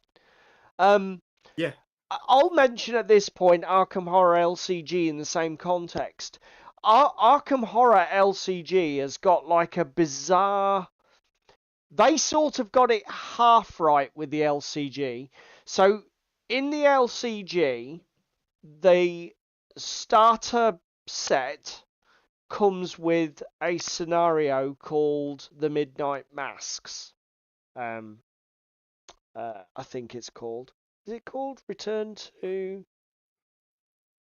Well, I think it's... No, it's called something else. It'll come to me. Anyway, that's not the point. It's in 3 steps. The first step... So it's basically the intro campaign is broken down into 3 scenarios. The first scenario is childishly simple. You literally can't die. It's baby's first Arkham. Okay, it's over quite quickly, and it's just, it is what it is. It shows you the core mechanics but offers you 0 challenge. Is fair. The second scenario is what's thought of as probably the best scenario in the game to date. And it's a scenario that people will still use as a standalone scenario to test deck design ideas against. It is almost perfectly designed and executed. It is a work of complete brilliance. Then the third scenario in the set is a complete shitstorm where it's entirely random basically, if you're at a particular location and then the game slips into its third act, you get dogpiled by everything you didn't kill in scenario 2 all at once. So it's in the box. You have the full range of design successes and failures of Arkham for your first scenario. I can't remember what the fuck it's called. Return to the Night of the Zealot is the name of the campaign. Night of the Zealot. And I believe it's The Gathering is scenario 1. Midnight Masks is scenario 2, which is the perfect one. And I believe it's Feast of Amordoth or maybe just Amordoth is the last one. Which is, and again, it's the Arkham one isn't. It's quite celebrated because of the Midnight Masks bit, which people say it absolutely sells the game. If you get past the first bit and you experience Midnight Masks, you understand exactly what the game has to offer, and you're just wedded to it. The fact that the next scenario is complete random horseshit is just like, well, it's fine. It is what it is. Let's go play Midnight Masks again. Until we buy another box. Again, Rich says, we're not playing Soft City, to be fair. It's not meant to be fluffy where everyone is a winner. No, the game isn't meant to be soft and fluffy where everyone is a winner. So maybe pick a different scenario looking at them Arkham board game 3rd edition statistics. But why would you pick the hardest scenario as your intro scenario? Yeah. It just makes zero sense. Yeah, it doesn't make any sense to actually say in the rulebook, this is brutally difficult. Do this first. Just while you don't, as you've got no fucking idea what you're doing in this game, we recommend you play this brutally hard scenario right out the gate. Trust us. What could possibly go wrong? It will be fine. Honest, Governor. What are you worrying about? So yeah, as I say, we'll give Arkham LCG a special mention for not necessarily getting it wrong, but getting it wrong, genuinely with this all in one go. Genuinely with this latest campaign, based on the current play experience I have with Arkham Horror, which is the Aztec Jungle one and Hemlock Vale. Feast for Hemlock scenario 1 was fucking brutal. The other one, scenario 1, was fucking brutal. This one is giving me fucking emotional whiplash because it was so easy in comparison, and yet I think scenario 2 is going to be the freight train that R worded us. Yeah, I think it's going to get. I think the difficulty is going to spike hard. With scenario 2, but we'll be fine. We'll be fine. Famous last words. They might have done it on purpose. Yeah, they might have. So we talked about Gaslands, we talked about Flames, we talked about Arkham, we've talked about Armada. Shall we talk about... Let me rant about Space Station Zero. You have a rant then. Come on then, have a rant. I am going to put Space Station Zero out as an example of a game that shoots itself in the foot by having a bad idea or a bad plan for how to do a first scenario, and I'm gonna support that by saying I was really excited to play Space Station Zero.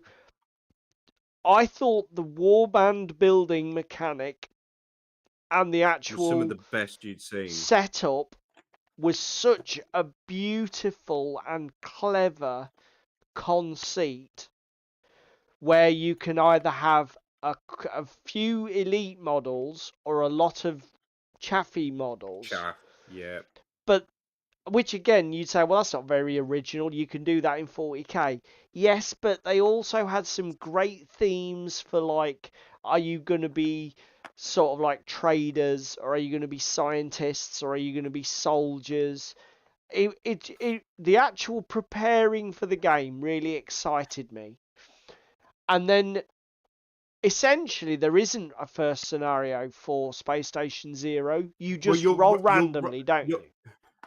You're railroaded into it because you always have to do that scenario. Yeah. But then but you roll randomly for what happens as you enter the airlock. Is the floor yes. collapsing? Is there poison gas? Are there armed sentries?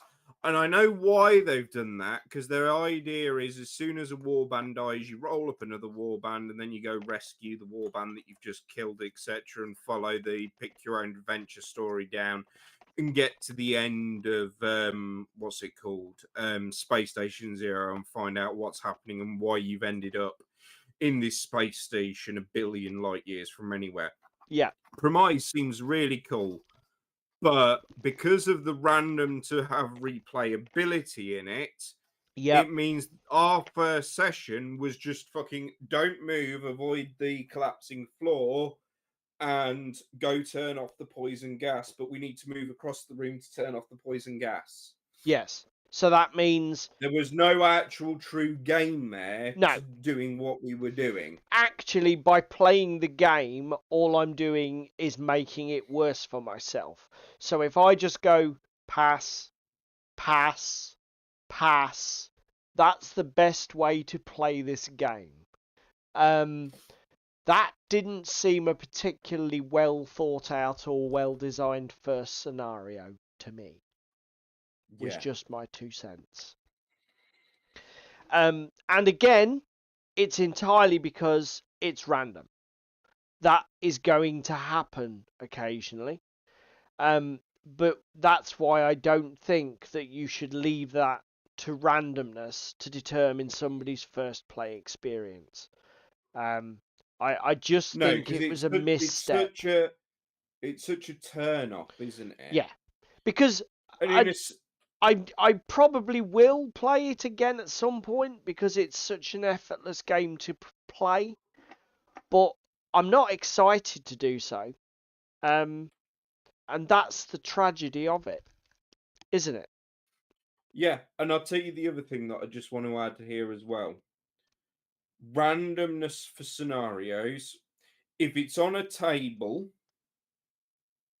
or it's on a dice roll to get certain effects, like, say, Flames of War, your 6 scenarios that are your intro scenarios that you play with, that you roll. Yeah.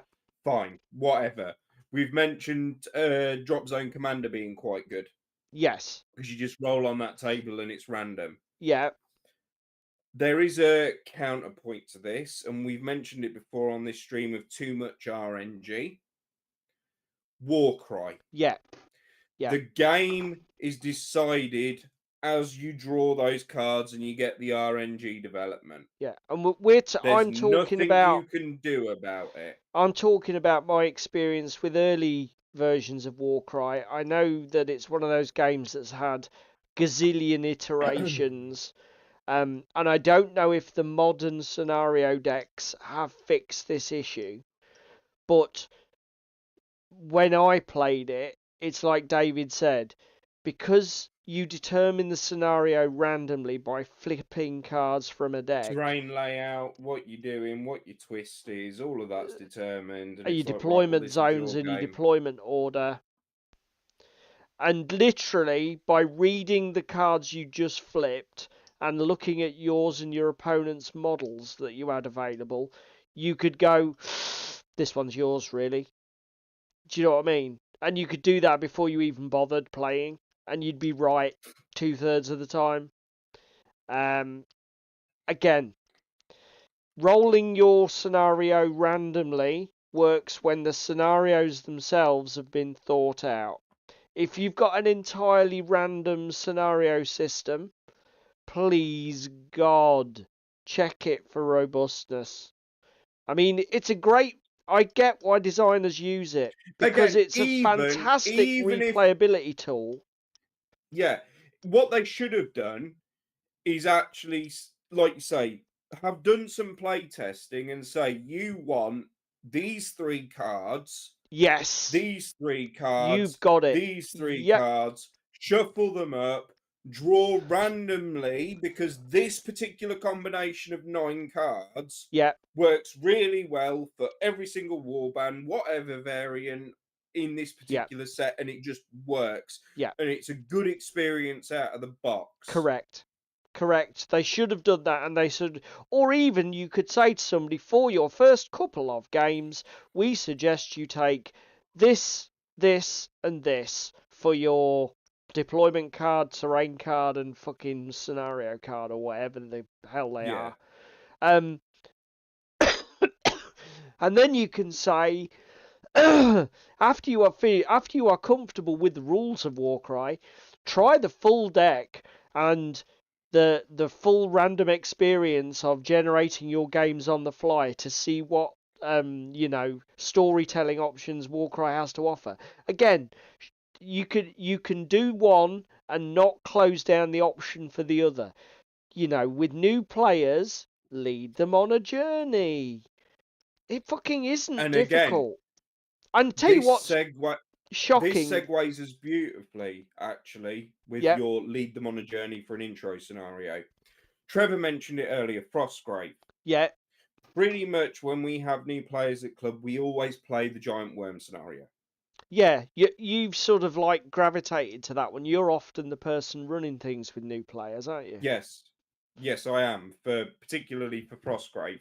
And the reason I do the giant worm scenario is the game is simply about your activation order with your wizard phase, your apprentice phase, your soldier phase. Roll randomly based on what treasures are picked up for where this worm is going to appear. It's random when it arrives, so I can fluff the dice roll for the first turn or two with players till they've got a real grasp of how they're working their warband, if they're doing group activations, how that works, etc., and that kind of thing. Then we're starting to get into the treasures. We're starting to pick them up. We're increasing the likelihood of it arriving. When it arrives randomly with all the treasures on the table. So it might shaft the new player. It might shaft the old hand that's playing the game and showing people how we play it. It then turns into this co-op battle with the 2 or 3 players all trying to fucking wail on this worm, kill this worm so that they can then get the treasure and fuck off. It is literally the epitome and definition of what Frostgrave is. And again, similarly, the worm might be rolling spicy and eat a couple of guys. I've had several new players go, fuck that, I'm out, and just run at that point, even though they haven't got the treasures, etc., because they want to live and fight the next day. It shows you exactly what you should be considering in a game of Frostgrave. It's true what you've just said about it's one of the great scenarios in that book for highlighting the potential benefits and strengths of the cooperative approach to Frostgrave. You get your treasures, I'll get mine, and together we'll try and hold the worm at bay. But if we stop kicking the shit out of each other, we both might survive this. The worm hunt is a great one for doing that.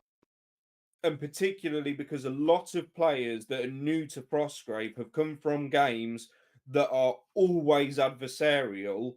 It is the greatest scenario to switch that button off in their brain. That again is another great point to make about that. That is really good point, mate. Yeah. And that's why I've kind of gravitated towards it as the starter scenario. Right. It's also just really cool to get the giant worm out, have a laugh, and the random bullshit we've had happen when them scenarios are running.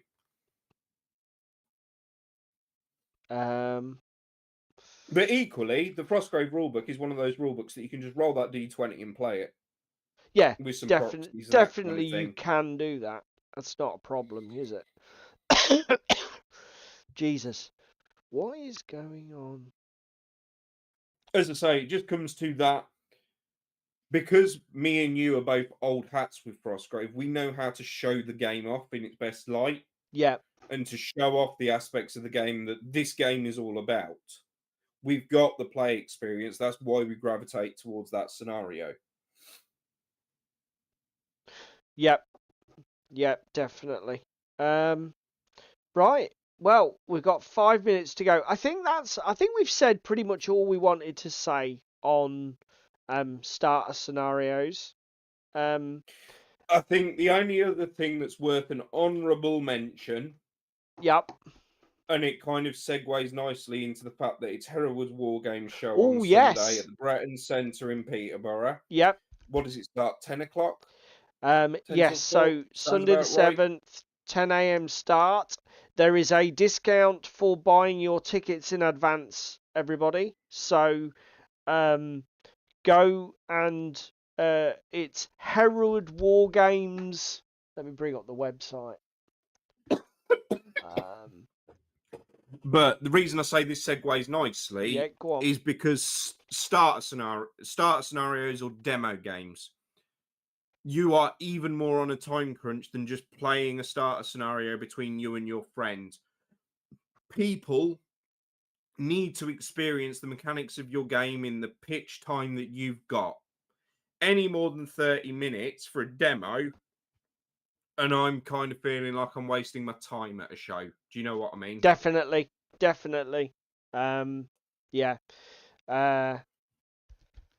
Yeah, this is one of those things. Obviously, we've been talking tonight in terms of the context for new players to games, etc. But yeah, if you're at a show and you're doing a demonstration game, everything we've said needs to be turned up to 11. In terms of, you know, your preparedness and, you know, the curated nature of the play experience. The game's got to not outstay its welcome, deliver on everything that you want to show off, and give the person the most fun 30 minutes of their life. So yes, there it is. Hereward-wargames.co.uk, Sunday, September the 7th. Again, buy your tickets in advance. £3 in advance, £5 on the door. Card payments accepted. Accompanied under 16s are free. So go and get your tickets. It'll be great to see anybody who's going there. We'll definitely be there. Because it's literally just up the road to us, so to not go would be rude.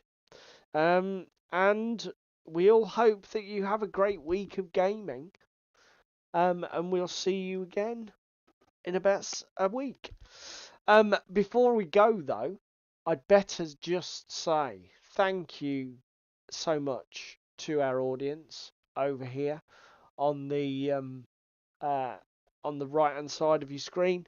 It's the audience interaction is one of the most important things for us here at Yellow Belly Tabletop, and our co-stars, as I like to call them, are just as important as we are in terms of making the show what it is. If you can only find time to do one thing, then please click the like button. If you want to do the other YouTube-ish stuff, share, comment, subscribe, then do that shit too. And with that, I think a rather subdued and poorly David and myself will be going for the evening and leave you to it. We'll see you all in a week, guys, and we'll let you know how Hereward goes. Have a good week, boys and girls.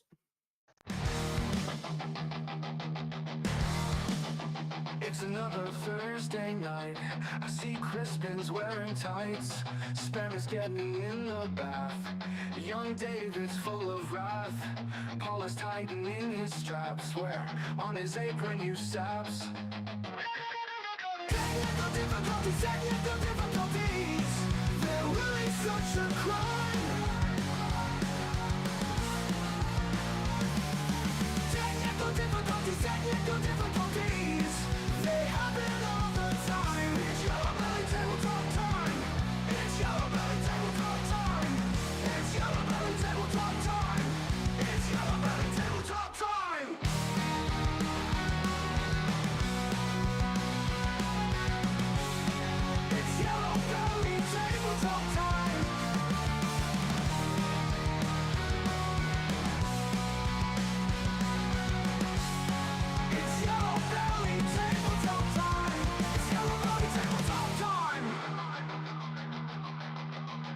Cheese meat is on day release. Temperature tries not to crease. And Ewoks keeping nice and warm in bed with Russian uniform. Meanwhile, the handyman is opening up the can.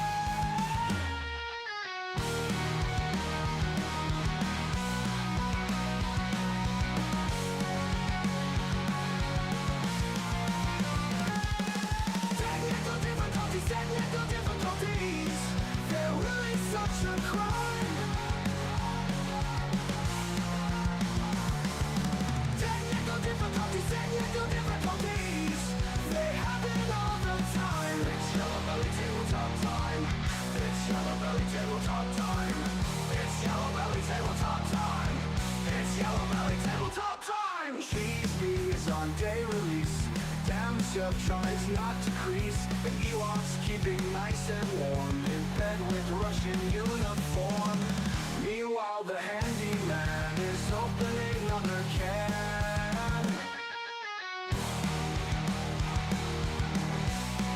It's Yellow Belly Tabletop time. It's Yellow Belly Tabletop time. It's Yellow Belly Tabletop time. It's Yellow Belly Tabletop time. Cheese meat is on day release. Damn me up tries not to crease. And Ewoks keeping nice and warm in bed with Russian uniform. Meanwhile, the handyman is opening another can.